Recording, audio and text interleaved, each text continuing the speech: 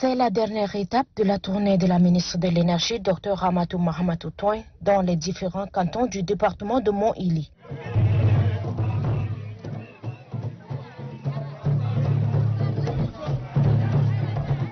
La patronne de l'énergie était tour à tour à Wangnare, à Gangré et à Youé. Dans ces trois cantons du département de Mont-Ili, Dr Ramatou Mahamatou Toin offre de l'eau potable à ses mères et sœurs. En offrant le liquide précieux, la ministre de l'Énergie encourage la cohabitation pacifique, l'unité et la scolarisation des filles.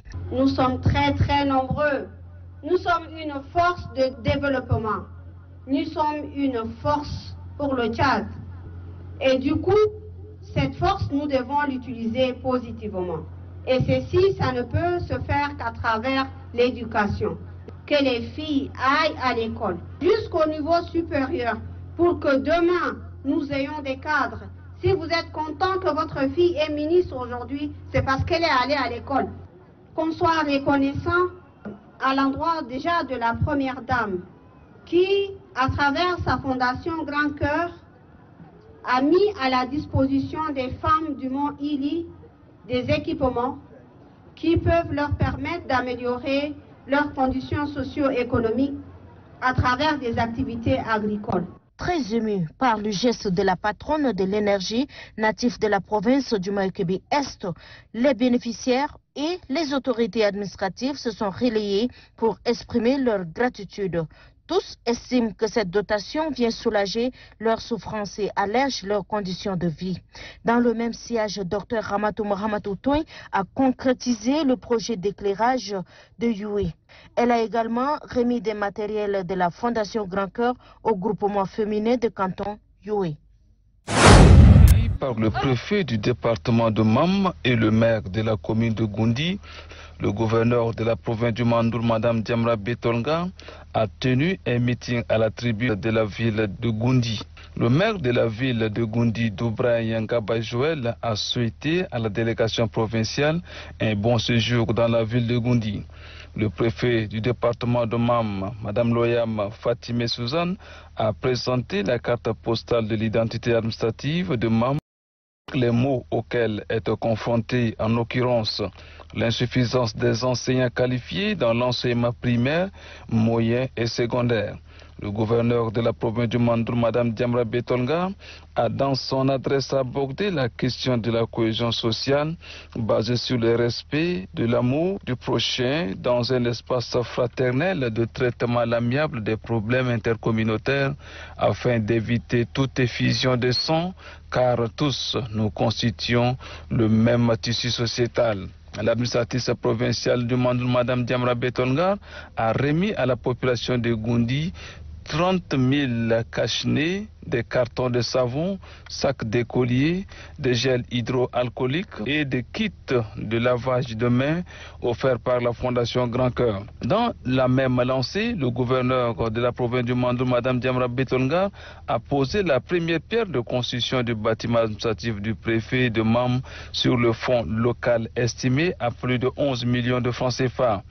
Animée d'un élan maternel, la première magistrate de la province du Mandoul, Mme Diamra Betolga, s'est portée aux cheveux des patients admis au complexe hospitalo-universitaire Le Bon Samaritain de Goundi pour compatir moralement et financièrement. Et enfin, le gouverneur de la province du Mandoul, Mme Diamra Betolga, a reçu en audience les représentants des différents groupes socio-professionnels de Goundi à la résidence du préfet. Plus qu'une tradition, les réunions mensuelles sur la santé, l'éducation, l'environnement et les recettes dans la province du Maïkébi-Ouest ont été tenues successivement ce 23 et 24 février en présence du gouverneur Hassan Salim. D'abord, la santé.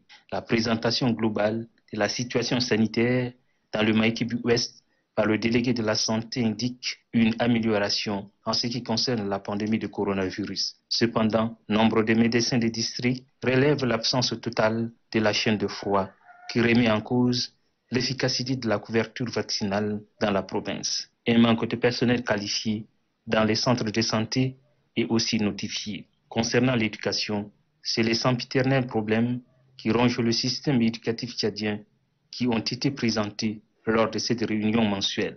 Dans le domaine environnemental, il est souligné que beaucoup des actions posées en faveur de l'environnement ont été opérées pendant ce mois, notamment la relocalisation des villages qui se trouvaient à l'intérieur du parc national de Sénéora et la dotation des gardes forestiers par l'ONG Noué des matériels technologiques de pointe pour la protection de la réserve de la faune binaire lérée. S'il y a un progrès constaté ce mois en ce qui concerne la protection de l'environnement, du côté des régies des recettes, la situation est peu réjouissante. Selon le délégué des finances, la baisse des recettes dans la province du Maïkibi-Ouest ces derniers mois pourrait s'expliquer par la crise de la pandémie de coronavirus qui a paralysé les flux d'échanges commerciaux et l'interdiction de l'importation du carburant qui renflouait les caisses de la douane de l'Éré.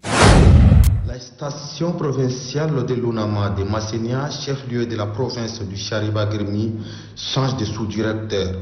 Mahamad Boukar Ngare cède sa place à Idrissou Taou qui aura désormais la charge de diriger cette station. C'est le directeur général de l'Unama, Mohamed Hassan Borgo, qui l'a installé officiellement dans ses nouvelles fonctions en présence du gouverneur du Chariba-Grmi, Gayang Souare. Le sous-directeur sortant de l'UNAMA de Massénia, Mohamed Boukar Ngare, a fait le bref aperçu des activités menées et souhaite plein succès à son successeur. Après avoir l'installé dans ses nouvelles fonctions, le directeur général de l'UNAMA invite le nouveau sous-directeur au travail bien fait. La station doit travailler normalement pour couvrir toutes les activités de la région et ensuite produire localement. L'objectif recherché, c'est d'avoir des productions locales et ces productions doivent vraiment refléter les tchats des territoires, les tchats profonds, particulièrement la région de Massénia. Le nouveau sous-directeur de la station provinciale de l'UNAMA de Massénia demande la collaboration de tous et promet relever les défis. Nous savons que la station provinciale de Massénia est une jeune station dont les premiers pas sont certes difficiles, chancelants, mais nous sommes rassurés que le soutien de tout un chacun peut nous aider à aller de l'avant. Après la signature du procès verbal, le gouverneur de la province du Chariba-Grmi, le directeur général de l'UNAMA et la délégation qui les accompagne ont visité les différents compartiments de la station provinciale de l'UNAMA de Massénia pour s'enquérir des conditions de travail des personnels de la dite station.